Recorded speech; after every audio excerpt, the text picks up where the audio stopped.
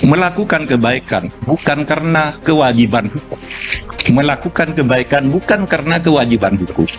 Tapi juga sering melakukan kejelekan dengan menggunakan hukum sebagai alasan sehingga tampak benar. Mari kita lihat nih, Pak Habibie itu melakukan kebaikan bukan karena hukum. Misalnya begitu beliau terpilih sebagai presiden menggantikan Pak Harto, apa yang diumumkan pertama? Saya akan memerintah sebentar karena tahun depan akan mengadakan pemilu. Kalau mau ikut hukum, Pak Habibie itu presiden 5 tahun sampai tahun 2003. Tapi dia punya etika. Wah, ini saya menggantikan pemerintah yang dianggap rusak, maka saya hanya akan mengantarkan pemilu.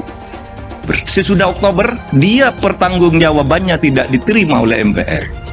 Dia menyatakan saya tidak mau menjadi calon presiden. Kenapa? Karena pertanggungjawaban saya ditolak. Loh, diberitahu oleh Amin Rais, oleh Wiranto, Pak, ditolak pertanggungjawaban masih tetap boleh jadi calon presiden dan Bapak akan menang nanti. Tapi kata Habibie, tidak.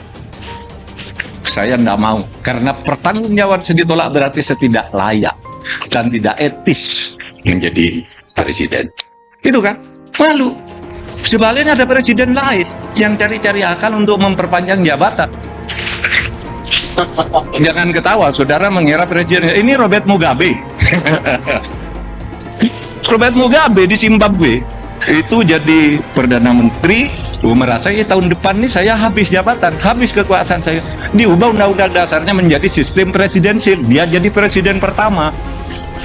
Ikut pemilu terus, pemilunya dihitung di rumahnya. Lalu diumumkan dia menang-menang terus sampai diusir oleh rakyatnya.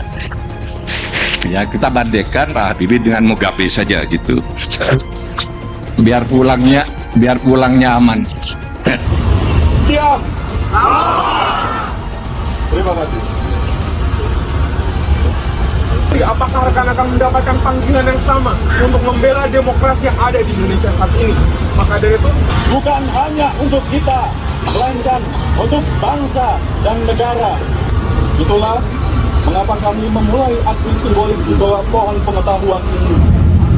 Tapi begitu insiden perubahan rancangan undang-undang perubahan tentang undang-undang pilkada itu, lalu berkah Tuhan turun.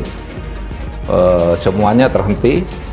DPR juga tidak berani melawan gerakan yang muncul di tengah-tengah masyarakat berdasar hati nurani dan rasionalitas, dan hegemoni dalam tanda petik Pak Jokowi menjadi hilang sejak saat itu, ya kan? Hidup mahasiswa Indonesia! Hidup rakyat Indonesia! Hidup rakyat Indonesia!